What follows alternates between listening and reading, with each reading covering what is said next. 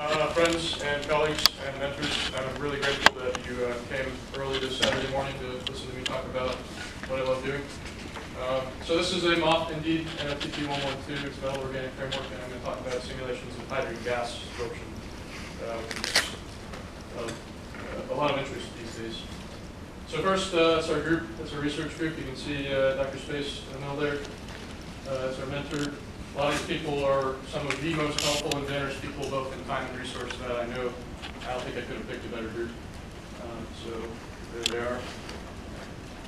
I'm the awkward guy with like underdressed attire, if you notice. First thing, some kind of like funny anecdotes. When I first started computational chemistry, I really had no idea what I was getting into because my family didn't go to graduate school, let alone undergrad. So I was kind of new to the whole thing. So the way that a computational lab works is we don't have any chemicals, and I kind of made the joke we do have some fatty acids and caffeine, but that's about it. What we do is we work with computers all day, so it looks a lot like an office, and I'm sure a lot of you know that, but I have the same kind of mistakes that the synthetic chemists will make, and anyone looking at this might think perhaps it looks like a big mess, and I would tell you, to me, it also looks like a big mess. So we also deal with things and try to get through brick walls. In science, it's a very tedious process. So the focus in what I'm doing here is, I'll show you some of the computational methods for actually doing simulations for specifically hydrogen gas in this MOTT that I'm going to talk about, and theoretical results in comparison to experiment where they actually measure these things in the wet lab. So what we use in our lab, for the most part, we use a lot of different softwares, but massively parallel Monte Carlo. NTMC is kind of our trademark code. It's been developed in-house by our lab group, and there's thousands of lines of code. It's roughly 47,000, but that's for certain things and not for other things.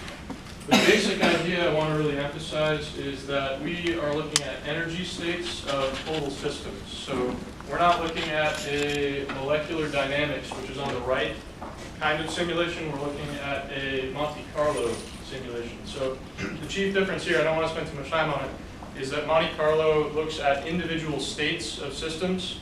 It doesn't look at the progression of movements of molecules in time through kinematics, like Newton's equations, forces, mass times acceleration, which is derivative of velocity with respect to time. So it's not a time dependent or relevant thing. The thing we're looking at is states. So what we do on the computer is we randomly change, pseudo-randomly change the system in different arrangements, and then we evaluate the total energy of those systems and see which of them is most energetically favorable, which corresponds to the energy minimum. So this is just one typical run for NTMC. We have a set pressure, 60 atmospheres, 78 Kelvin, and we're putting hydrogen into a MOTT. So as the time steps progress, the energy decreases because it actually populates the MOTT unit cell, and then you reach some sort of equilibrium, and at a certain point you can be pretty confident that that is in fact how the state, where the state would be at equilibrium. So once again, we have the total energy broken up into three parts: repulsion, dispersion, electrostatics, and polarization energies. Repulsion, dispersion parameters are taken from the universal force field, which was published in '92. Then we do single point charge calculation through quantum mechanical codes like NWChem to get parameters for individual charges of atoms. Of course, we know like charges are a distribution; they're not like a single point value. But for simplifying the computational method, we do single points, and it works. Our simulation is pretty accurate. And then polarizability parameters we get from Tholl's models update from '98. A lot of the stuff does get updated even from these original publications, but I won't go into too much detail with that. I want to give you some mathy stuff. I don't want to go into detail also on this. I'm trying to kind of blaze through the slides so I can get to the results. But there is a lot that goes into it, of course. Electrostatics, very simply put, is the most ancient. That's kind of why I left it the most pixelated. That's Coulomb's law, right? It's just the product of charges over the distance between them times the dielectric constant. So that's the electrostatic potential component. Polarization is a little more complicated with some matrices and polarizabilities as a dipole. So you remember dipole is polarizability times an electric field, which can be modified as it changes. So that's polarization. Repulsion dispersion, we use the Lennard-Jones potential as a base. Sometimes it builds more complicated from there. But sigma here and epsilon are just parameters that we use that are empirically fit from experimental data. UFH is Feynman-Hibbs potential, and that's actually coming from quantum mechanics. So that's the only part of this, what I'm presenting now, the code that we use that is quantum mechanical. So we're able to achieve a simulation of experiment accurately without actual quantum mechanical code. Most of it is, in fact, classical simulation. So hydrogen is of much interest. The current DOE goal for hydrogen storage is 5.5% by mass in a material. That's not difficult to achieve if it's very, very cold and very high pressure. Of course, you can densify the hydrogen in that way, but under ambient conditions, it's really difficult, so people are really working on it still. Hydrogen is quite obviously of interest because if you combust it, it's very clean. It only makes water. You can make it from water, but that's not necessarily the most efficient way to get hold of it. But nonetheless, it just makes water. It's the cleanest, and it's also essentially the highest energy source by mass of anything else. And if you compare it to octane, for example, octane is about -50 kilojoules per gram for combustion, but hydrogen is -150. The problem isn't the energy that's present in the molecule. The problem is that it's hard to get condensed because it's a gas at room temperature and it's all over the place. So we're trying to condense it. And just as a kind of funny anecdotal aside, that is the energy per kilojoule per gram of deuterium of a hydrogen bomb. So that's obviously way off these guys, and we're not using that for our fuel source. Yeah, so this is the graph of energy density, both volumetrically and by mass. So by mass, it's pretty high, and by volume, it's pretty low. That's our key problem here that we're trying to work on. So hydrogen densification is difficult. Again, it's a gas at room temperature. The melting point is roughly 14, the boiling point roughly 20 Kelvin. So you need to have it extremely cold to get it in a comparable physical state to like gasoline, like octane in liquid form. And you can imagine, since it's isoelectronic with helium, it's very non-interactive with other things. So it's difficult to get it to get stuck to things unless you actually do a chemical reaction. But you want to avoid chemical reactions for fuel application because then it's actually bonded to your storage material. It's not going to be useful for combusting. So these are some methods currently used. MOFs are right down there in the adsorbent category in the material base. So either you can store it in a tank, as it were, and compress it or cool it down, or you can put it in a material that interacts strongly electronically to try to enhance how much you can take in. So quick synthesis of the material of interest here, MOF NOTT-112. This is the organic ligand that interacts with a metal copper-2 ion in solution, and you get out this very nice, beautiful blue crystal, which is NOTT-112. And of course, MOFs are very important. Again, I'm trying to blaze through the slides, so thank you for your attention as I go pretty fast here. This is the unit cell. This is the periodic repeating block of NOTT-112. It's noteworthy that this is like one of the biggest molecular systems that our group has simulated. There's 2,700 atoms in this unit cell, and then of course we populate it with nitrogen gas. So you end up with something like 5,000, something on the order of 5,000 atomic sites that are being simulated one step at a time in the computational algorithms. So the results here, what we're looking at is QST, which is the heat absorption associated with desorption. So here down at 0 H2 uptake, that means as soon as you're adding hydrogen, what's the energy associated with that interaction? So the black line is an experiment that they actually did in the lab over in the UK. And the red, green, and blue lines are the simulations that I've done. You can see the red is most on par, and that's the one that includes polarizability in addition to electrostatics and repulsion dispersion energy. So, and that's a typical phenomenon. Our most rigorous model is the one that most accurately matches experiment. So going back to the unit cell, we have these three distinct cages. This is a characteristic of RHT, rhombohedral cuboctahedral topology. Rhombohedral topology. There's three cages, which are the places where the hydrogen absorbs, of course. And then I have some volumes here of those cages. What's worth noting is that the copper charges are different.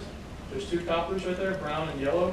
The copper charges are different. For a long time, people thought, oh, they're both copper, they're in a very similar geometric framework, so they probably have the same charge magnitude. But experimentally and theoretically, we found that's not the case. They have different electronic environments. This is just a list of all the charges, but we have 1.34 and 0.85 electronic charge on the two coppers, CUC being the one up higher above the ligand, and you'll see that in more detail right there.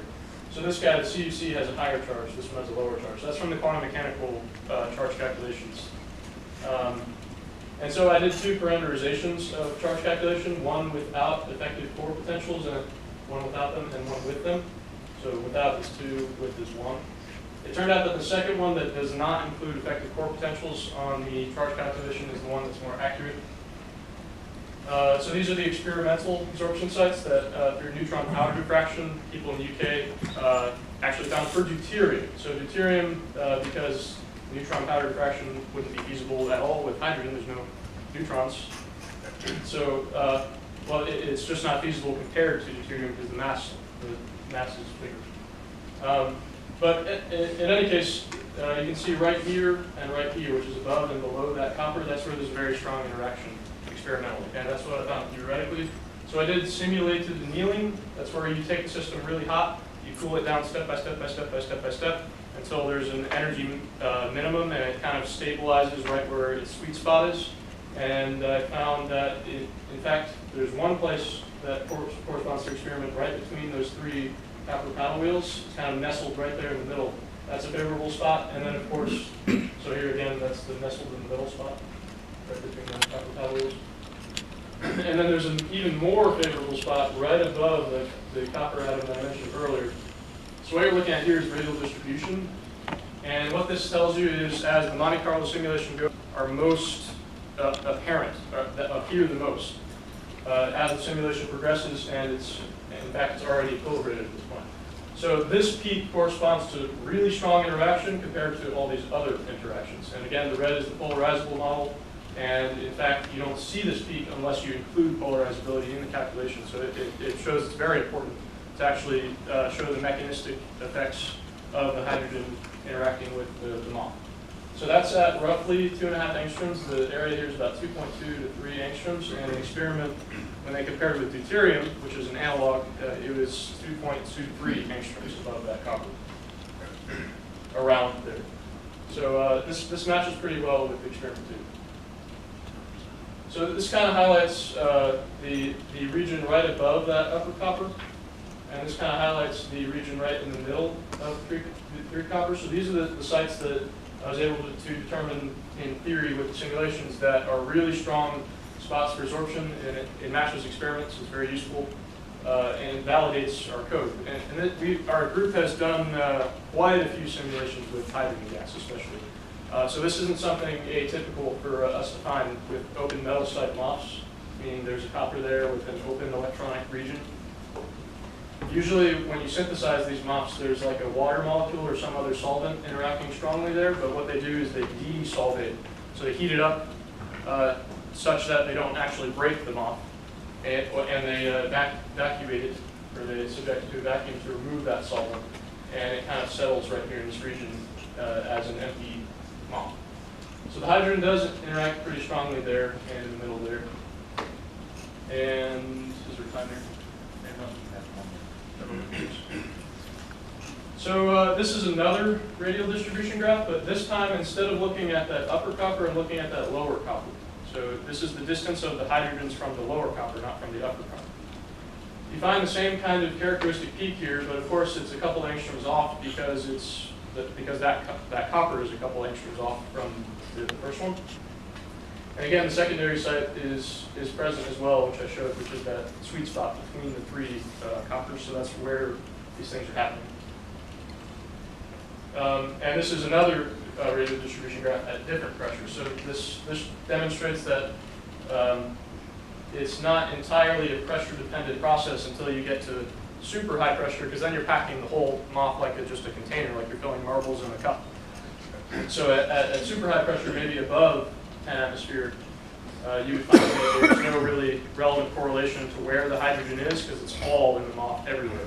But at up to about 10 atmosphere, you still see a very strong interaction here. You also notice the green line here, that's the electrostatic model that includes repulsion dispersion.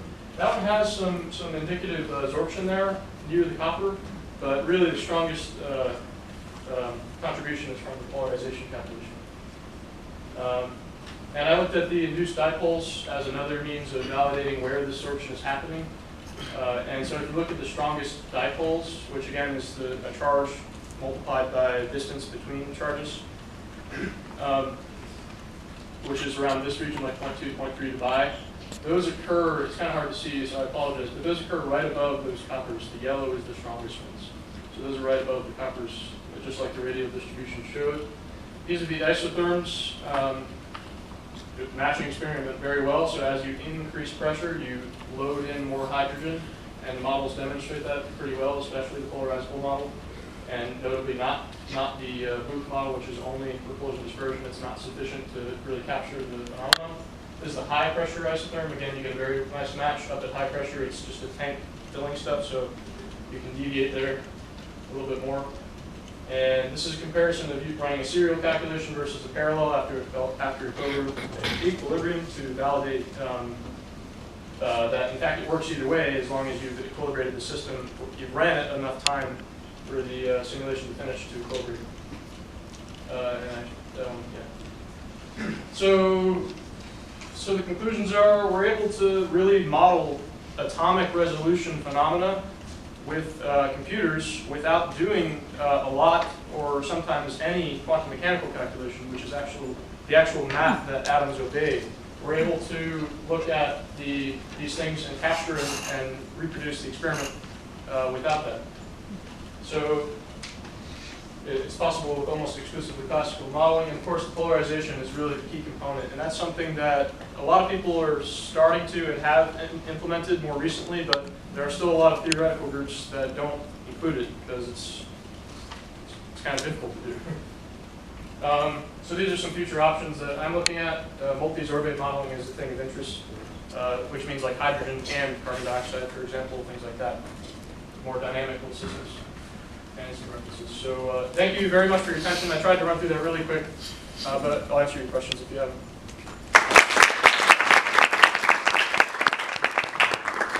All right, we'll have time for one question. Unfortunately, can you predict about how much hydrogen you think it's possible to get in there? Do you know what the limit is? So again, it depends on thermodynamic conditions. So if you have higher pressure, you're going to pack in more, and if you have a colder temperature, generally you're going to pack in more. But under ambient conditions, which is what the DOE goal describes, their goal is 5.5%, and honestly, you can't even get close, even with MOFs at under those temperatures, because at 298 K, hydrogen is all over the place. It doesn't care about anything almost. So you really have to pack it down to be pretty cold. So we're kind of trying to find the best way to absorb the gas under cold conditions so that we can move forward under warmer conditions with some kind of similar material, if that makes sense. Yeah, but you can get up to over 10%, 10 weight percent if it's cold and packed in with freshmen. all right. Well, with that, let's thank the first speaker.